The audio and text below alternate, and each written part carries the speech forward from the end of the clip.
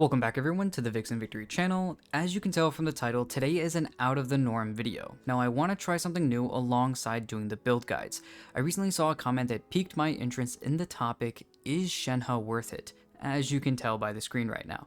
So with that thought and more comments from you guys, I do want to do more videos that can somewhat efficiently go over the questions you guys might have, and so in every single video I make that also includes the build guides, even these videos as well, throw a question down in the comments that maybe you actually want to see a video made on. I'll be looking for ones that I can actually make a video on, so go ahead and start typing away. Now onto the actual video, I do want to say this is not a build guide, but we will be quickly going over how Shenhe works so that alongside my own analysis that I have for you guys can also make your own informed decisions as well. So without further ado, let's go ahead and jump right into looking at Shenhe. Now quickly really looking at her as a character, the first thing I want to bring up is how she actually works. Once again, this is not a build guide, we're going to go very quickly over how she works. You have your skill and your burst, her normal attack is practically useless. The only parts that you're going to be using are the skill and the burst in these first two talents. So these four things right here are her entire bread and butter. So with her skill, using it either the tap version or the hold version, you are going to have a entire Icy Quill effect that is going to be triggering. So it's going to give across all party members, and as long as those party members deal cryo damage in different ways as well. So you're going to do a hold version and a press version, but specifically with this Icy Quill effect, you're going to be giving all the party members. It states that when normal charged plunging attacks, elemental skills, and elemental bursts deal cryo damage to opponents, the damage that is dealt by those attacks is going to be increased based on Shenhe's current attack. So any attack boost or whatever that can be given to Shenhe is going to be based off of that. Really looking at this over here in the skill attributes, you can see that as long as you do the press version, it is a 10-second duration, or this is going to go away, or this Icy Quill effect is basically kind of triggering in either this 10-second duration, or it is going to be based off of 5 different triggers as well.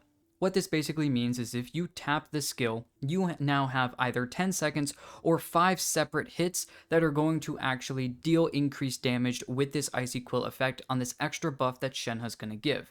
And you can see her damage bonus is going to be right here. It's at level 8, it's going to be 73% of her attack, on top of the initial damage that you're going to be doing of any type of cryo hit in the team.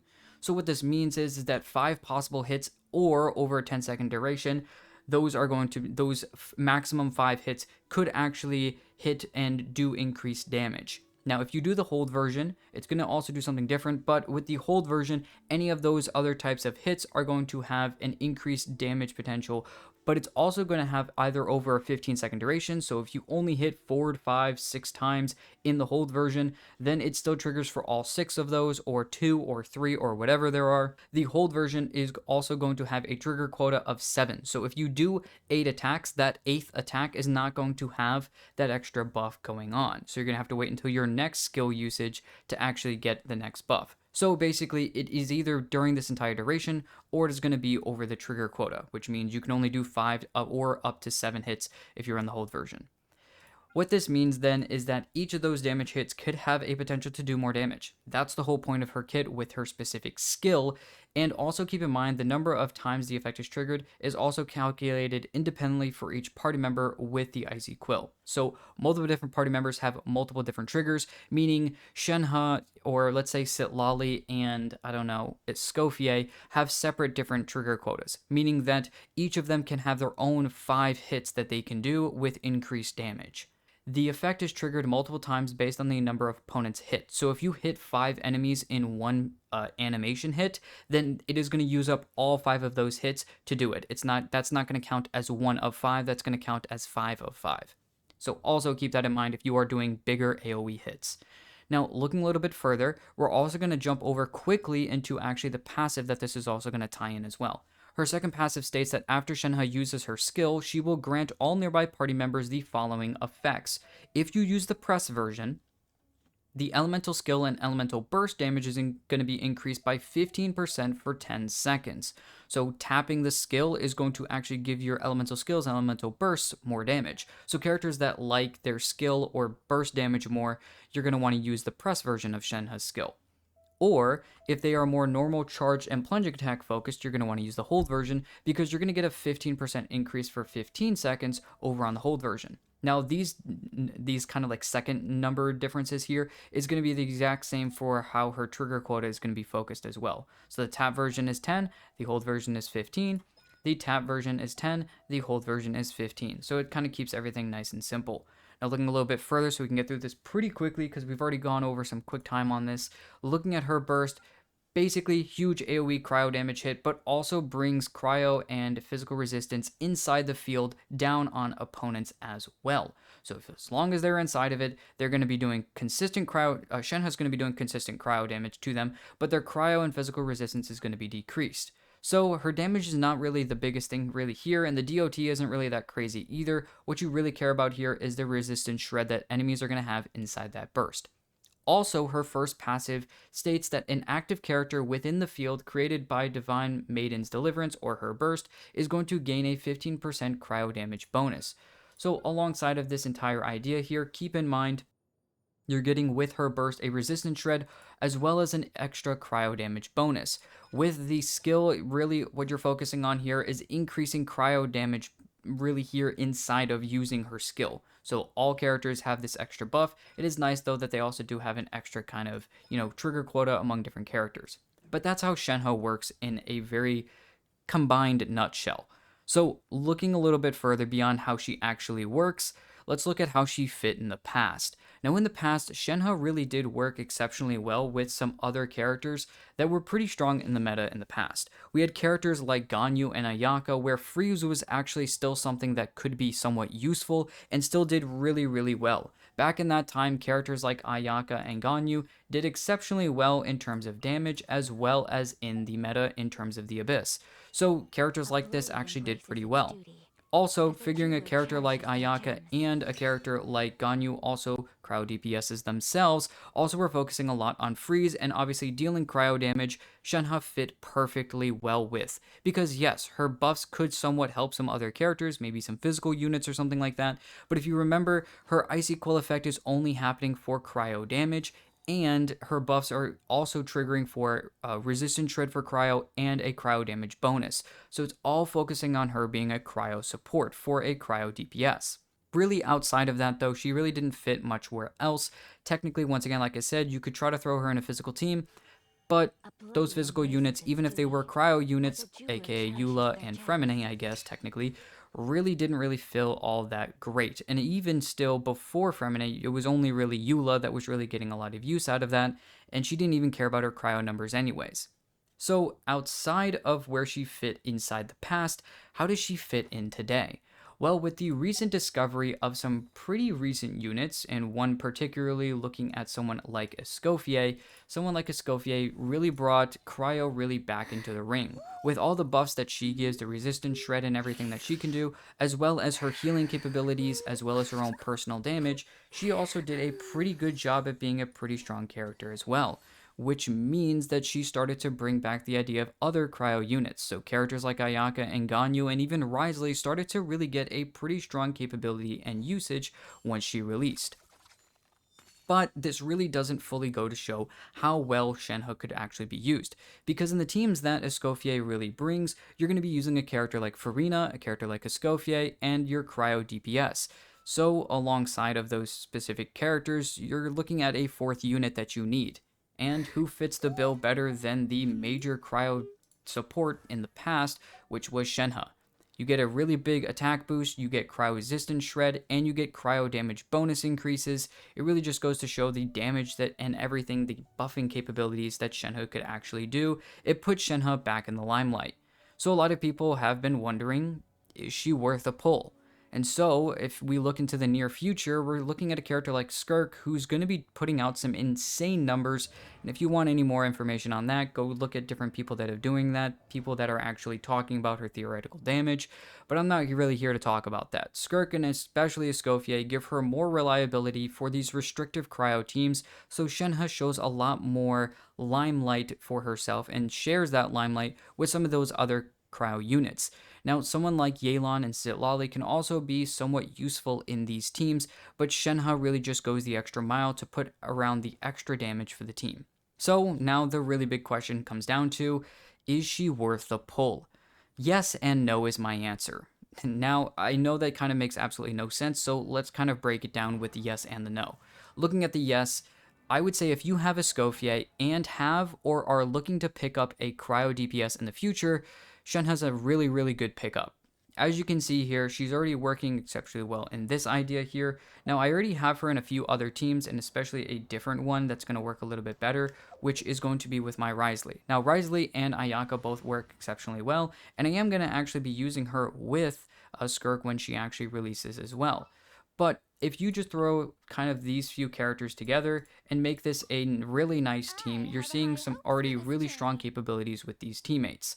Now, you could easily swap out someone like Shenhe for Yelan, but if we're talking about something like this here, we're getting a lot of damage out personally for both Escoffier and Wriothesley, and all these buffs and the Icy Quill effects that everything that Shenhe's giving, you're seeing a lot of extra damage potential as well, with Shenhe being on Favonius and other characters caring about also feeding some energy back as well. 3 cryo units making sure to feed back energy to give burst ready for both Escoffier and Shenhe, keeping obviously the heals up as well as the resistance shred up. You're seeing a lot of capabilities for these characters.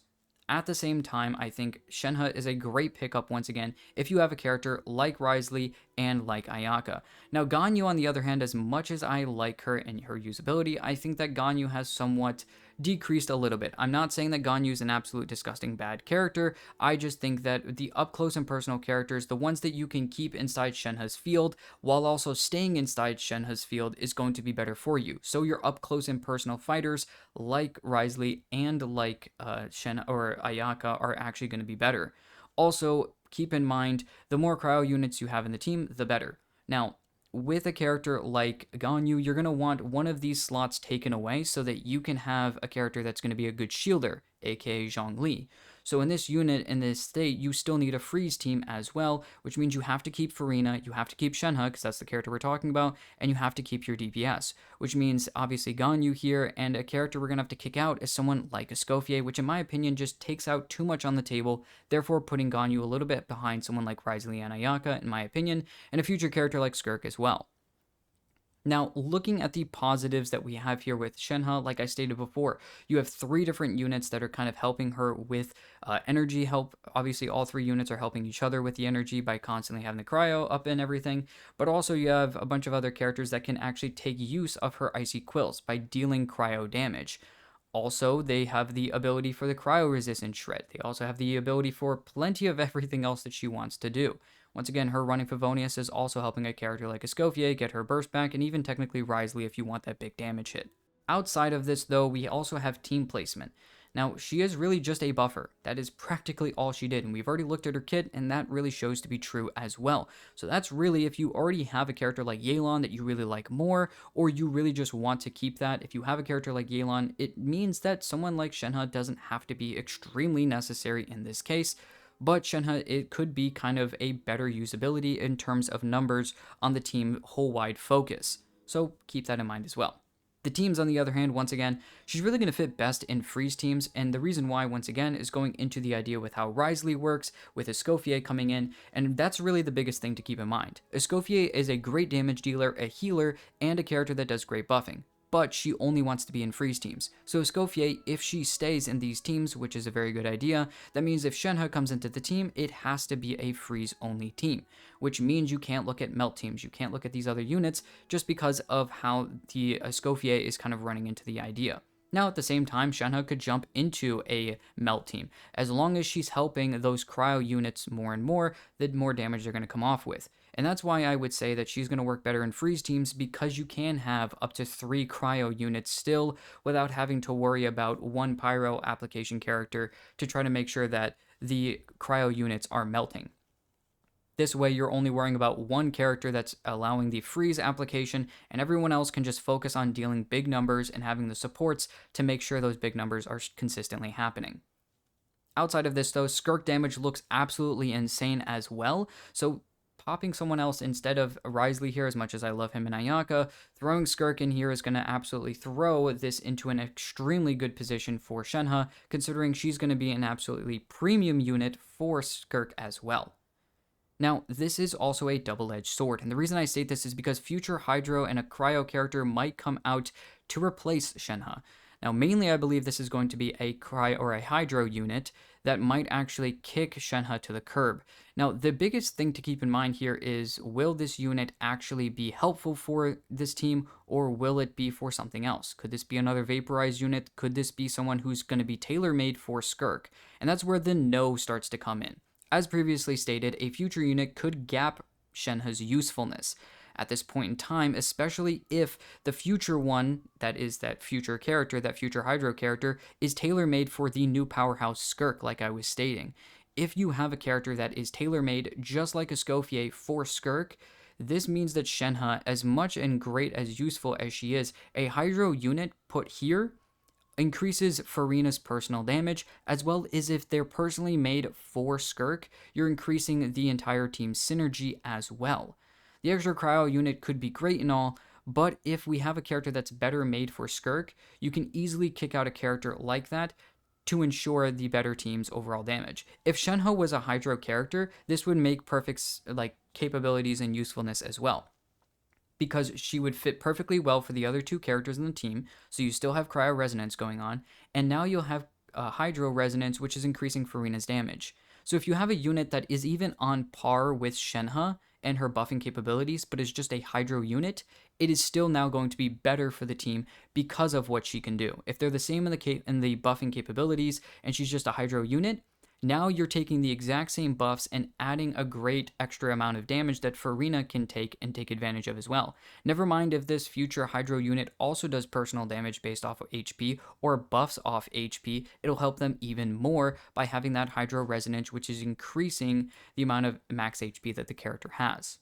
So that's at least just something I want to state as well. Also, with Shenhe being a premium unit, she isn't a necessary one. Unlike a character like Malwika, with a character, that is really good with her, like Shilonen and Sitlali, where they don't have to be together, but they are an exceptionally good powerhouse and they make the best team for a specific reason. I don't think that necessarily specifically looking at Skirk, we're seeing a character like Shenhe have to be a unit that has to be there. As I previously stated, characters like Ayaka or characters like Yelan and even some other Hydro units or Cryo units could still fit in place of that. Even 4-star characters like Xingqiu or a different character like Layla, just to be a extra application character or to be a separate character that's going to be for some sustain. Either way, it shows that Shenhe is a little bit outside the realm of not necessary. So that's also something to keep in mind when you are looking at this yes and no of the is she worth the pull. Once again, on one hand, I think that Shen has a great character. She has a lot of positives that she can bring to the team, but it's kind of like putting Emily in a burning team with Kanish. Can Kanish work outside of burning without having Emily? Yes. So is Emily a necessary pull for your burning team with Kanish? Not even close. Because really, she doesn't even buff him anyways, and she's just there for extra damage. Although she does a great amount of damage, she could really just be swapped with a different character that could possibly even buff Kanish and maybe some of the other characters in the team. Or a better character for maybe some other damage. Or even a 4-star character that you're just still going to get the same amount of damage out or less damage out, but maybe could once again buff the main characters in the team, like Malwika and Kanish here. So on this side of things, it's a very similar fashion. As much as Shenhe is going to be an exceptionally good buffer for both your cryo characters in the team, once this turns into Skirk or a character like Risley or Ayaka, you're still also getting the damage increases for a character like Escoffier, and even Shenhe is technically taking effect of her own buffs as well, with those cryo hits and having the trigger quotas up and everything. It could still be great, but it's once again not necessary, which is where that no comes in from. Even if you have everything ready to go and you have the extra pulls ready, I'm not sure that she is going to be a perfect use of your Primo Gems. That's why I think, honestly, for me, as much as I love Shenhe, and she still is one of my more favorite cryo units as a character, I would have to say overall that Shenhe is really not worth the pulls anymore. If you have the ability to, and she's an extra character in a premium unit that you think is going to work really, really well, and you think you can kind of try to put her in different places, I think go for it. At the end of the day, most content creators are just going to tell you to just pull what you want anyways. And if that's what you want to hear from this video, go ahead and do it. But if you're really looking for the future, making sure you have the right units for your teams, I think that especially looking at Shenhe, I don't think that she's really worth the pull. as much as I like her and as much as she is really, really fun to use, and I really like to see the talismans, and I really love that idea, she's got a really cool backstory. That's really kind of where it ends all in terms of actually needing her in the team. If you guys did like the video, please go ahead and like and subscribe, but also let me know what you guys are thinking down below with this specific video, and also don't forget to make sure to go ahead and comment. Let me know what you guys are thinking about for a different video, maybe different ideas, and I'll be trying to pick out some as well inside of also doing some of those build guides. I also want to throw some other content in there that maybe you guys are actually wanting to know more about. Once again though, thank you guys for watching the video, and I'll see you guys in the next one.